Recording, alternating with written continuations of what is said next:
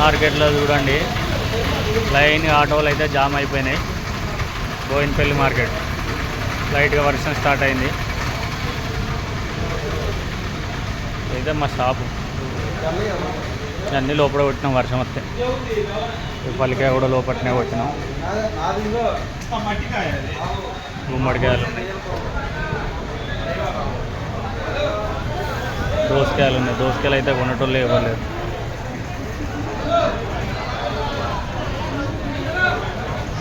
Boinapalli vegetable market.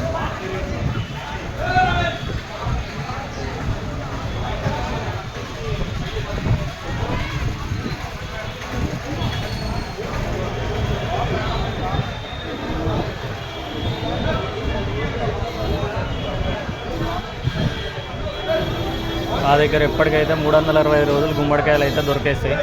మా షాప్లో అయితే తెల్ల అయినా ఎర్ర అయినా ఎప్పటికీ దొరుకుతాయి.